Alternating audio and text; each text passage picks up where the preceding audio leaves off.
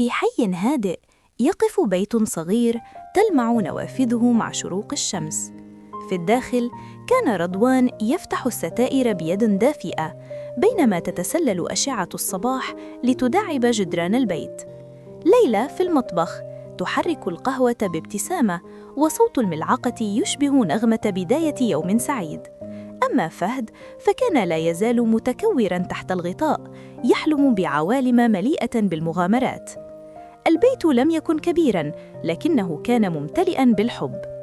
في طريقه إلى المدرسة كان فهد يمسك دفتره ويرسم مدناً طائرة وأبطالاً يضيئون العالم. لاحظ رضوان ذلك فانحنى بجانبه وقال: أتعرف، الأحلام التي ترسم لا تضيع أبداً. ابتسم فهد وشعر أن والده يرى ما في قلبه لا فقط ما في يده. في المساء جلس رضوان وحده في غرفة الجلوس. الضوء خافت ووجهه متعب. كان يفكر في العمل، في المسؤولية، في الخوف من ألا يكون كافياً. دخلت ليلى بهدوء، جلست بجانبه، لم تقل شيئاً، فقط أمسكت يده. وفي تلك اللحظة عاد الدفء إلى الغرفة. في المدرسة أعلن المعلم عن مسابقة فنية كبيرة.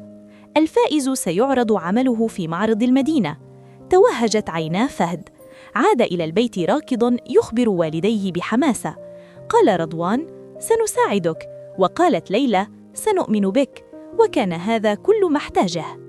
تحول البيت إلى ورشة فنية، الألوان في كل مكان، الأوراق على الأرض والضحكات في الهواء.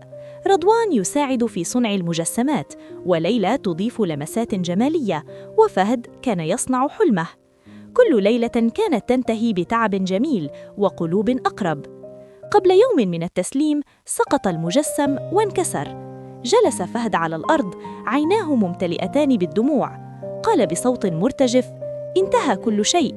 ركع رضوان بجانبه وقال: الأبطال الحقيقيون لا يفوزون لأنهم لم يسقطوا، بل لأنهم نهضوا. حضنت ليلى فهد وبدأوا من جديد. القاعة مليئة بالناس. وقف فهد أمام عمله، يده ترتجف وقلبه ينبض بقوة. رأى والديه في الخلف يبتسمان. عرض اسمه وصفق الجميع. لم يكن الفوز هو الأهم، بل أنه شعر لأول مرة أن صوته وصل. في المساء عادوا إلى بيتهم. جلسوا معاً والضوء الدافئ يملأ المكان. قال فهد: سأصبح فناناً. قالت ليلى: أنت بالفعل كذلك. وقال رضوان: ونحن دائماً هنا. ارتفعت الكاميرا خارج البيت، ذلك البيت الصغير الذي كان أكبر من أي حلم. النهاية.